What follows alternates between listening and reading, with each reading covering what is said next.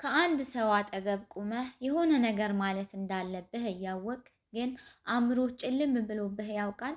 የሆነ ነገር ለማናገር ፈልገህ የመጨረሻ አማራጭህ የሚሆነው ውሎ እንዴት ነው የሚል የተሰላቸ ጥያቄ ነው። እሱም ደህና ብሎ በአጭሩ ይመልስልሃል። ከዚያም ሁለታችሁም በዚያ አስጨናቂ ዝምታ ውስጥ ሆናችሁ መሬት ተሰነጣጥቃ ብትውጣችሁ ትመኛላችሁ። ይህ ሁኔታ የሚገጥምህ ከሆነ ብቻህን አይደለህም፣ ግን ደግሞ ጨዋታን በምትጀምርበት መንገድ ላይ ትልቅ ስህተት እየሰራህ ነው። በዚህ ቪዲዮ ውስጥ ያ የማይመች ዝምታ ለምን እንደሚፈጠር አሳይሃለሁ።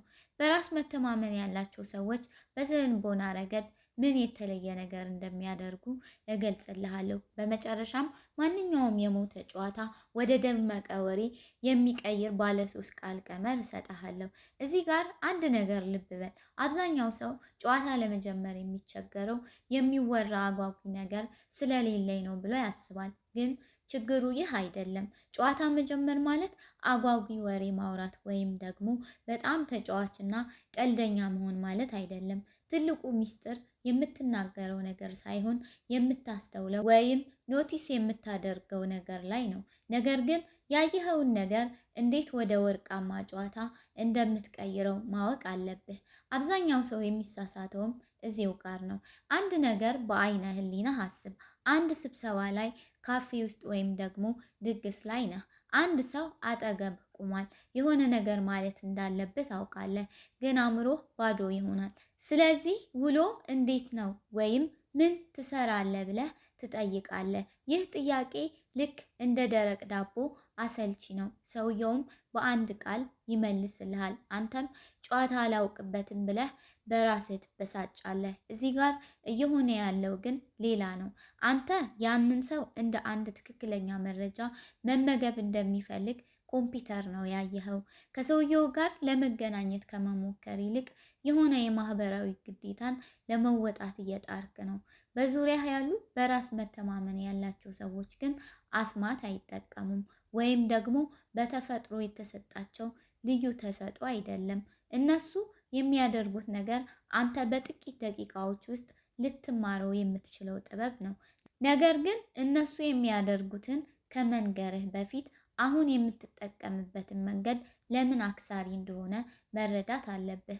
የተለመዱና ደረቅ ጥያቄዎችን ስትጠይቅ በሌላኛው ሰው ላይ ጫና እየፈጠርክ ነው። እሱ አሪፍ መልስ ለማሰብ መጨነቅ፣ ለድምፀ ቃና መጠንቀቅና ጨዋታው ብቻውን መሸከም አለበት። ይህ ደግሞ በጣም አድካሚ ስለሆነ ሰውየው ራሱን ይዘጋል። ነገር ግን አንድ ድንቅ ነገር ልንገርህ፣ ከመጠየቅ ይልቅ ወደ ማስተዋል ስትቀይረው ውጤቱን ተመልከት። ምን እያነበብክ ነው ከማለት ይልቅ ይህ መጽሐፍ ብዙ ውጣ ውረዶችን ያየ ይመስላል በለው። ስራ እንዴት ነው ከማለት ይልቅ የሰኞ ጠዋት ስብሰባን በድል የተወጣ ትመስላለህ በለው። ይህ ዘዴ የሚሰራው ጫናውን ስለሚቀንስና ጉጉቱን ስለሚጨምር ነው። ሰውየው ራሱን እንዲያስረዳ እያስገደድከው አይደለም፣ በቀላሉ ያየኸውን ነገር እያጋራኸው ነው። ስለዚህ እሱ ሳይጨነቅ እንደ ምርጫው ጨዋታውን ሊቀጥል ይችላል። ግን አሁንም ሰዎች የሚሳሳቱበት ሌላ ቦታ አለ። እሱም አሰልቺ ምልከታዎችን ማድረግ ነው። የዛሬው አየር ሁኔታ ደስ ይላል ወይም ሸሚዝህ ያምራል ማለት ጨዋታን ይገላሉ እንጂ አያደምቁም። በጥሩ ጨዋታ ጀማሪና በጨዋታ ገዳይ መካከል ግልጽነት ማለት ሌሎች የሚያስተውሉትን ዝርዝር ነገር ማየት ማለት ነው። ጫማህ ያምራል ከማለት ይልቅ ይህ ጫማህ እስከ ዓለም ፍጻሜ የሚያደርስ ይመስላል በለው። ትኩረትህን የሳበውን ነገር ለይተህ ንገረው። ትንሽ ማጋነን ደግሞ ለጨዋታው ጉልበትና ጨዋታን ያመጣል። የዛሬው ድካም ይታይብሃል ከማለት ይልቅ የቡና ስኳር እንደጎደለበት ፊትህ ይናገራል በለው። ይህ አገላለጽ አስቂኝና ከሰውየው ጋር በቀላሉ የሚያግባባህ ነው። ታሪክን መጠቆም ማለት ደግሞ ያየኸውን ነገር ከጀርባው ትልቅ ታሪክ እንዳለው ፍንጭ መስጠት ነው።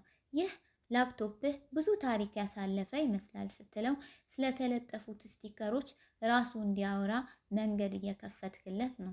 እነዚህን ሶስቱን ስታቀላቅላቸው ምልከታህ ልክ እንደ መገንጢስ ሰውን ይስባል። አንተ ዝም ብለህ አስቴት እየሰጠ ሳይሆን ሰውየው ሊያረጋግጠው ወይም ሊያርመው የሚፈልገውን ስዕል እየሳልክ ነው።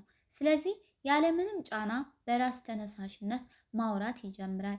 ይህ ዘዴ በስራ ቦታ ይሰራል። ፕሮጀክቱ እንዴት ነው ከማለት ይልቅ የሆነ ትልቅ እንቆቅልሽ እየፈታህ ያለህ ትመስላለህ በለው። ይህ ለስራ ቦታ የሚመጥን ግን ደግሞ አሰልቺነቱን የሚሰብር አቀራረብ ነው። አንዴ በዚህ መንገድ ማሰብ ስትጀምር በየቦታው የጨዋታ እድሎችን ታያለ። አሁን ደግሞ በመግቢያው ላይ ቃል የገባሁልህን ባለ 3 ቃል ቀመር ልንገርህ። ቃላቱም እርግጠኛ ነኝ፣ ይህ ወይም ደግሞ እንደሚመስለኝ ከሆነ የሚሉ ናቸው። እርግጠኛ ነኝ ይህ ቡና ህይወትህን አድኖታል። እርግጠኛ ነኝ የዚህ መጽሐፍ ምርጫ የራሱ ታሪክ አለው። እርግጠኛ ነኝ ያ ዝግጅት እንዳሰብከው አልሆነም። ይህ ቀመር አስማታዊ የሆነበት ምክንያት 3 ነገሮች በአንድ ጊዜ ስለሚሰራ ነው። አንደኛ ስለ ሰውየው ሁኔታ ምልከታ እያደረክ ነው። ሁለተኛ ለሰውየው እንደ ግለሰብ ትኩረት እየሰጠው እንደሆነ ያሳያል። ሶስተኛ ሰውየው እንደተመረመረ ሳይሰማው ጨዋታውን እንዲቀጥል መንገድ ይከፍታል። ትልቁ ሚስጥር ግን ቃላቱ ላይ አይደለም። ቃላቱ አንተን እንዲህ እንድታስብ ስለሚያስገድዱህ ነው። አንድን አረፍተ ነገር እርግጠኛ ነኝ ብለህ ስትጀምር አእምሮህ በራስ ስር ያንን ሰው በደንብ እንዲያስተውል ይገደዳል። ስለዚህ ከተለመዱ ጥያቄዎች ወጥተህ ከሰውየው ጋር እውነተኛ ግንኙነት መፍጠር ትጀምራለህ። ትልቁ ሚስጥር ግን ይህ ነው። ግብህ የጨዋታ አዋቂ መሆን አይደለም። ግብህ ሌሎች ሰዎች እንዲደመጡና ትኩረት እንዲሰጣቸው ማድረግ ነው። ይህንን ጥበብ ስታዳብር ወሬ መጀመር ካንተ የሚጠበቅ አሰልቺ ግዴታ መሆኑ ቀርቶ የምትደሰትበት ነገር ይሆናል። በሚቀጥለው ጊዜ ጨዋታው ሲጠፋብህ ይህንን አንተ አጓጊ ለመሆን አትጨነቅ። ይልቁንም ለሌላው ሰው ጉጉት ይኑርህ።